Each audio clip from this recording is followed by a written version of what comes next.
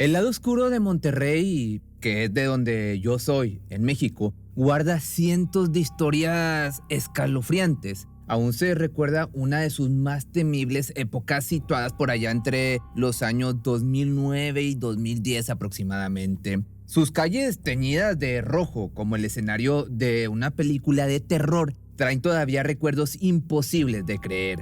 Venganza, violencia y una guerra que parecía no tener fin dejaron al descubierto eso de lo que los carteles más importantes del país son capaces de hacer. ¿De quién es la última palabra? ¿Quién ríe al último? ¿O cuáles son las consecuencias de involucrarte con un bando equivocado? Para Gabriela Elizabeth Muñiz Tamés, alias La Pelirroja, fue vivencia en carne propia cuando, por una represalia, terminó colgada de una soga a la altura de un puente peatonal ubicado en la avenida Gonzalitos.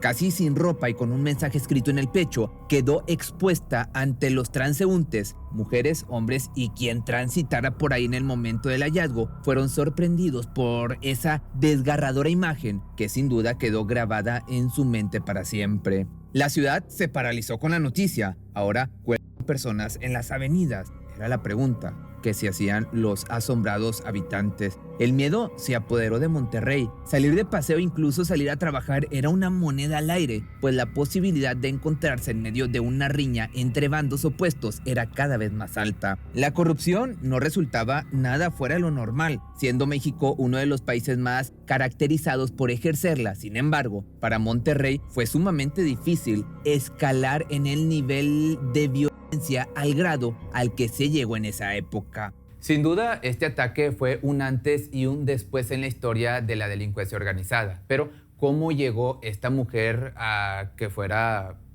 publicada de esta manera en un puente peatonal? Cuando apenas tenía 20 años, era conocida por sus familiares y amigos como Gaby. Desde afuera su vida parecía como la de cualquier chica de su edad. Estableció un vínculo amoroso, contrajo matrimonio y tuvo a su primogénito. No obstante, al poco tiempo se separó e inició otra relación con un propietario de casa de empeño, quien curiosamente de pronto se esfumó de la faz de la tierra. Ya nada supo de él, pero los pasos de la chica se fueron encaminando poco a poco a cosas turbias. Por ejemplo, la relación sentimental que estableció con un sujeto conocido como Víctor, alias El Tiznado, presunto capo de un bando delictivo. Fue a partir de ese entonces que Gaby comenzó a ganarse el apodo de La Pelirroja, pues su papel no solo se limitó a ser la novia de, sino que paulatinamente se fue adentrando en el mundo del crimen. La extorsión a comerciantes fue la base con la que asentó su reputación, pero eso solo le sirvió para despertar uno de los monstruos más temibles, que era la avaricia. El querer ganar cantidades exuberantes de dinero le hizo convertirse en una de las secuestradoras más despiadadas jamás antes conocidas. Este negocio ilícito que deja multimillonarias ganancias al crimen organizado y cuyo resultado llegó a colocar a México en el ranking mundial con aproximadamente 8,000 casos anuales.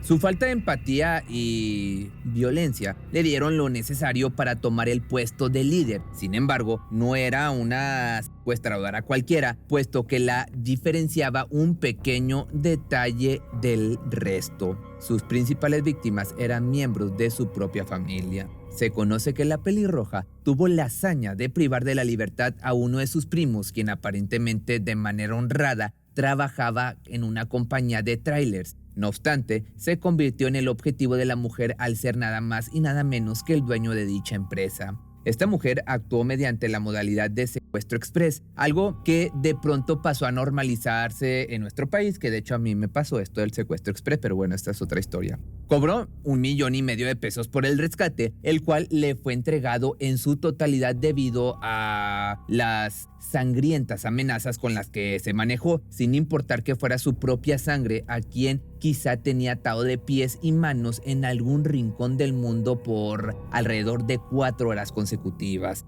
La transacción fue rápida y efectiva, dándole la seguridad pero sobre todo las herramientas para seguir ejecutando semejante atrocidad. puesto que como si fuera poco, al cabo de unos meses volvió a seguir los mismos pasos, esperando salirse con la suya. Nuevamente, un familiar pasó a convertirse en un blanco. Esta vez, el hombre era dueño de un restaurante, tenía modo de costear un alto rescate y eso era algo que la perpetradora aprovecharía sin importar su lazo sanguíneo con la víctima. Con el éxito anterior, entonces, y el hambre de más efectivo, se llevó a su primo a un lugar secreto. Ahí se le amenazó con quitarle partes de su cuerpo en caso de que su familia no abonara lo que estaba pidiendo. Por otra parte, la mujer decidió hacerse pasar como miembro del cártel de cierto cártel de la mafia. Esto para agilizar el intercambio, aunque quizá el gancho más efectivo fue el mensaje que se encargó de enviar en donde aseguraba que de no efectuarse el pago, el hombre sería devuelto, pero en partes. Su alias, la pelirroja, comenzó a sonar por todos lados. Era una mujer respetada y reconocida. Sin embargo, poco le duró su libertad, puesto que el 8 de julio del año 2009 enfrentó a la justicia por primera vez. Gabriela Elizabeth fue detenida y acusada en el 2009 por elementos de la Agencia Estatal de Investigaciones como presunta integrante de una banda de secuestradores que operaba en la región citrícola. En ese momento, la mujer no tenía idea de que era el principio de su trágico y desgarrador deceso. Las cosas comenzaron a cambiar, en especial para su único hijo que quedó a cargo de su abuela y con quien se fue a vivir a Estados Unidos, lejos de la vida caótica de su madre. En cambio, su padre se convirtió en un visitante recurrente de la prisión. Ahí la situación estaba muy densa. Pese a su actitud de chica ruda y problemática, su fama como la pelirroja la perseguía y nada de lo que hiciera pudiera haber cambiado su destino, mucho menos un simple cambio de color de cabello. Ella era rubia, pero yo les daba clases de belleza todavía, o sea, ya últimamente. Entonces, ella se había pintado el pelo, por eso le decían la pelirroja. Luego de su detención, pasó un mes para que la trasladaran a su celda en la prisión del Topo Chico, donde no había nada más y nada menos que reclusos del cártel contrario a su bando, lo que solo significaba una cosa: una estadía difícil llena de las consecuencias de su tormentoso pasado. Mire, ella llegó ahí y ella era de un cartel, del entonces pues ahí todos eran del otro, de los ¿verdad? A mí me tomaban pues como su paño de lágrimas de repente, ¿verdad? Ya cuando terminábamos la clase. Ay, maestra, es que mire, estoy preocupada.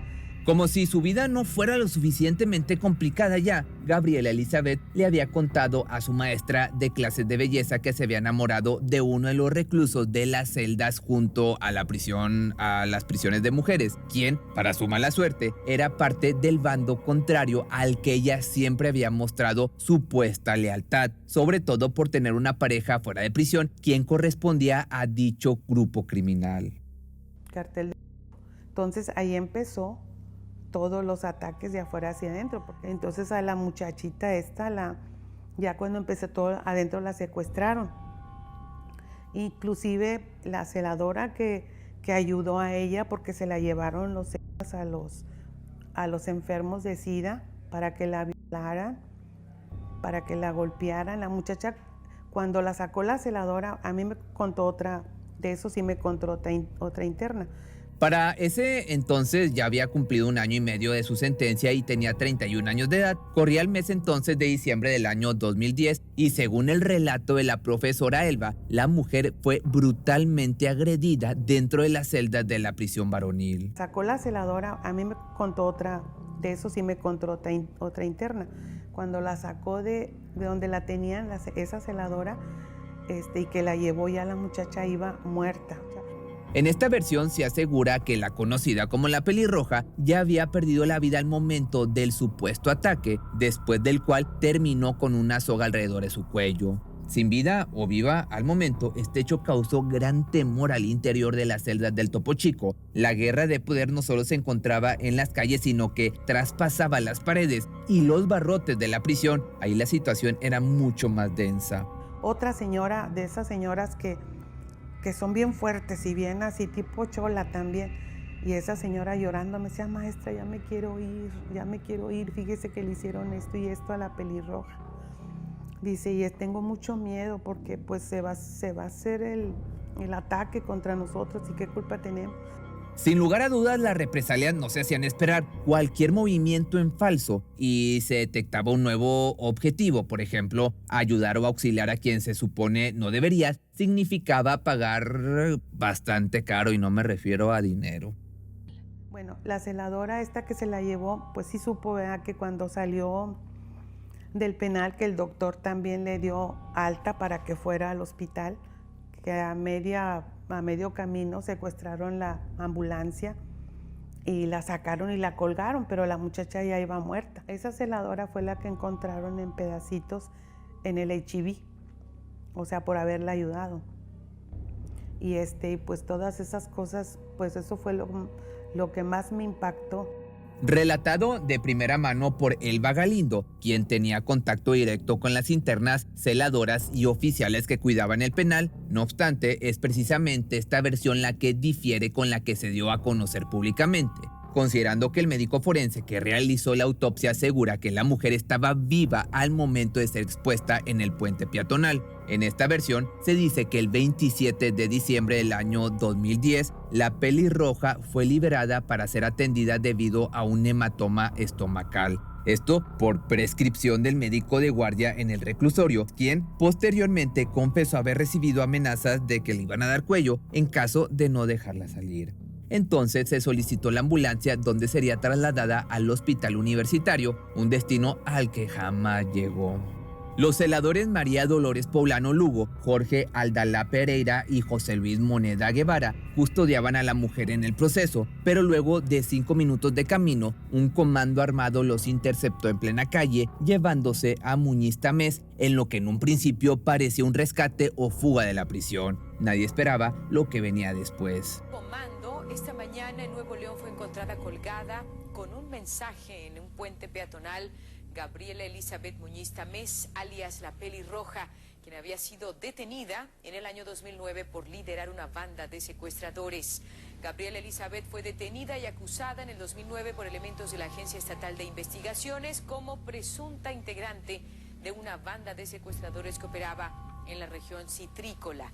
Aproximadamente a las 7 de la mañana se pudo ver el balanceo de un cuerpo casi sin ropa en la avenida Gonzalitos con la palabra Yair, eso escrito en el pecho, que nuevamente te vuelvo a decir, no lo puedes ver en este video porque la imagen es muy fuerte, pero si te vas a Google seguramente la vas a encontrar.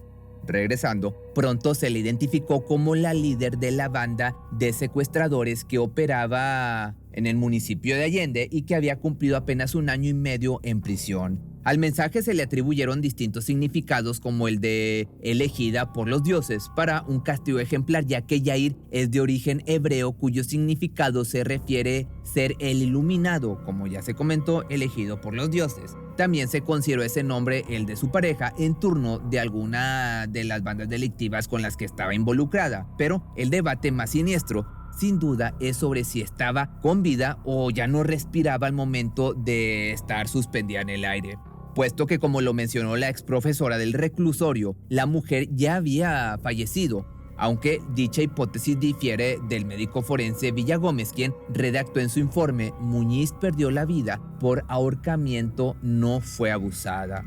Sea cual haya sido la verdad, no deja de considerarse un hecho histórico en el mundo del crimen organizado, siendo esta la primera mujer en ser colgada de esta manera, expuesta a los transeúntes y a la ciudad entera, dictando un simple mensaje claro y concreto. Si te gustó este video y tienes alguna sugerencia de un tema así por el estilo, siempre, ya sabes, sin decir marcas, me lo puedes mandar por Facebook, por inbox o por Instagram. O déjame tu comentario aquí abajo y te voy a dejar un pedacito de mi canción nueva para que le eches una escuchada, y nos vemos el día de mañana o el lunes en un nuevo video. Por ti cruzo los límites de mi timidez. Te quisiera buscar, pero solo si quieres. Y nos escapamos una noche como aquella.